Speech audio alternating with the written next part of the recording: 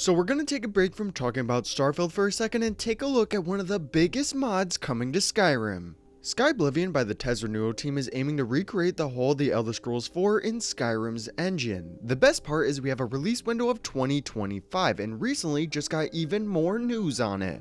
And what is up guys, Andrew from the Denmen here, and recently we got a roadmap on where they are currently with Skyblivion, so I thought it would be a good idea to take a look at where they are and where they are headed. There's certainly a lot that we could be seeing, so if you're excited, make sure you hit that like button and comment what your favorite mod in Skyrim is. But with that being said, we have a lot to go over, so kick back, grab that bottle of Blackbriar mead, and let's get right into today's video. So the Skyblivion team gave us this roadmap, and the first thing they talked about was landscaping and level design. Landscaping and level design in the world spaces serve as the canvas for players to create their own stories. From what we heard, the goal for the Skyblivion team is to craft an attractive world space that is captivating to explore and enhances the visual storytelling aspects of the game.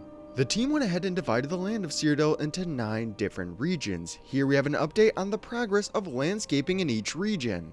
In the Gold Coast, all 526 cells have been landscaped, which is 100% of that region. The Colovian Highlands, all 422 cells have been landscaped. The Heartlands region has all 405 cells landscaped. The Great Forest, all 460 cells have been landscaped. The Geralt and Vallis Mountains, all 517 cells have been landscaped. And in the Swamps of Blackwood, all 803 cells have been completed. There are, however, still regions that require more attention, and some still have a long way to go from what we can tell. For instance, the Westweald, only 43 out of the 284 cells have been polished, which is about 15%. In the Niben Basin, 300 out of the 674 cells have been completed. And finally, in the Niben Valley, 155 out of the 300 cells have been finished. The Skyblivion team shared even more about some of the landscapes because apart from Cyrodiil, there are 40 unique world spaces beyond its borders. These include the Oblivion Realms, Painted Worlds, Dreams, and alternate realities ruled by Daedric princes. They shared that so far 11 of these world spaces have been completed, with the remaining 29 mostly being Oblivion Realms, which are being saved for last. They go on to say that once a region is complete, the process of nav meshing can begin. This involves adding a navigation mesh to the world map, allowing creatures to roam, battle, and follow the player. Currently, the nav meshing process is about a third of the way complete, meaning that NPCs and quests are fully functional in the completed parts of the map. To kind of wrap this section up a bit, from what we can tell, there is still a lot of work to do, but with completing 6 out of the 9 major regions makes it seem like it is still on track for that release window. Now, those were the overarching regions of the game, but in terms of interiors, there are a total of 600 interior locations in the game. Currently, 260 of them have been completed, which accounts for roughly 40% of the total. These interior locations are divided into various categories, including castles, unique structures, stables, shops, sewers, and so on. They go on to say that among these interior locations, dungeons are the most time-intensive, comprising 220 of the total. Therefore, their primary focus has been on completing these dungeons, such as caves, forts, and mines. Currently, 190 of these dungeons are either finished or in progress. The remaining 380 interior locations, which include houses, shops, and other small locations, take less time to complete and are often tackled in larger batches. This just goes to show how much time and effort all these different locations take, with a ton still left to do. Every aspect of the game contributes to bringing Cyrodiil to life, and for that matter, Skyblivion as well. From the intricate threads that make up character garments to the lush greenery of the forest and the birds soaring above, these are what really make a game world feel alive. While many of these object groups are still in progress, some areas pose challenges and become bottlenecks for other departments. For example, Cheydinhal is still heavily underdeveloped, which if the architecture set for the city has not been remade, the level design team cannot proceed with rebuilding that specific area in the game. I think this illustrates it really well because one thing cannot be completed without the other. Additionally, to meet the necessary legal standards for releasing Skyblivion, all 258 of Oblivion's 3D objects must be recreated from scratch. That means any of the objects that we saw from Oblivion cannot be used for its Skyblivion counterpart.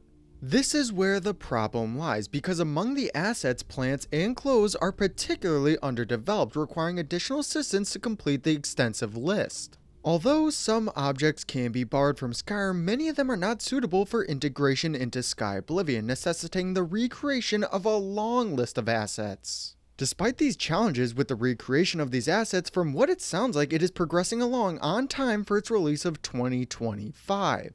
In Skyblivion, players have the opportunity to create their own story and establish a reputation by undertaking the available quest. From what we heard, there are currently a total of 199 quests to embark on. From what the team said, out of these quests, 97 are already playable, 25 are still in progress, and 77 of them still need to be worked on further. These quests are distributed across various quest lines, including the main quest, Fighters Guild, Mages Guild, Thieves Guild, Dark Brotherhood, Side Quest, Daedra Quest, Arena Quest, and Master Training Quest. From what we can tell, the main quest and Master Training Quest are the furthest to go, but each of these quest lines offer unique adventures and opportunities for players to continue their adventure in Skyblivion. Oblivion has always been celebrated for its unique mechanics, many of which are already operational and integrated into Skyblivion. They go on to say that these mechanics include the class system, which is still a work in progress, spellcrafting, which is done, spells and magic, which is also a work in progress, underwater combat, alchemy, and weathers, which are all done, and finally disposition and attributes, which are all still a work in progress. These features add depth and variety to the gameplay experience, allowing players to customize their characters and interact with the world in diverse ways. Furthermore, they go on to say that it is possible that additional mechanics may be introduced in the future.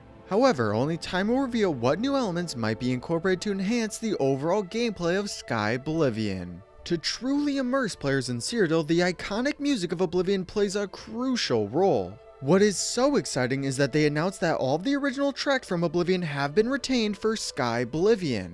Not only that though, but they have also been supplemented with 17 new tracks. Each of the 9 regions in the game that we talked about earlier, like the Jarrow Mountains or Blackwood, now has a unique new track that captures the essence of that particular area.